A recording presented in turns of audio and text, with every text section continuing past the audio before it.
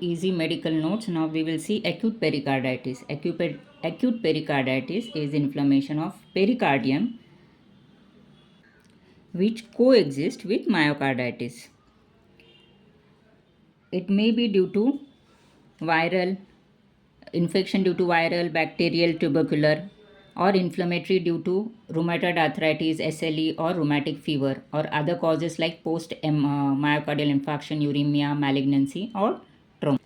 Clinical features include chest pain, which is sharp, pleuritic, aggravation on lying down, and better by sitting up or leaning forward. There is pericardial or pericardiac friction rub, which is scratchy, light, high pitched sound.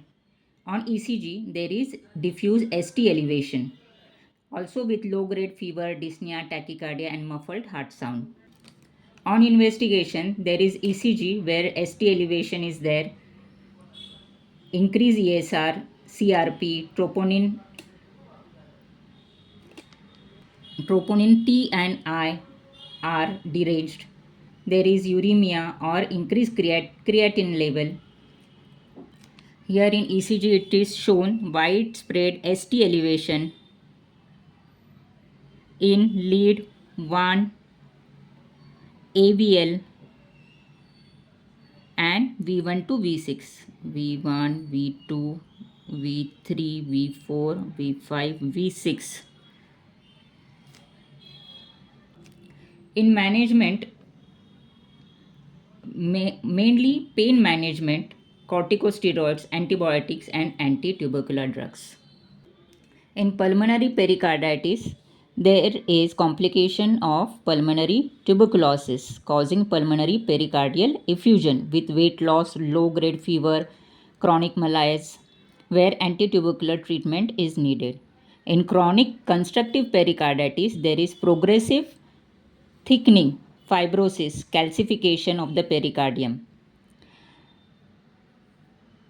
Here there is fatigue, low volume pulse, elevated JVP, pericardial knock or early third sound, hepatomegaly, ascites, peripheral edema.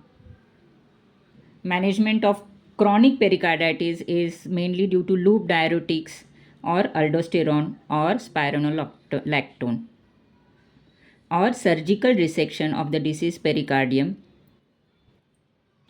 In cardiac tamponade, there is acute heart failure due to compression of heart as a result of large pericardial effusion, where there is hypotension, tachycardia, and marked raised JVP.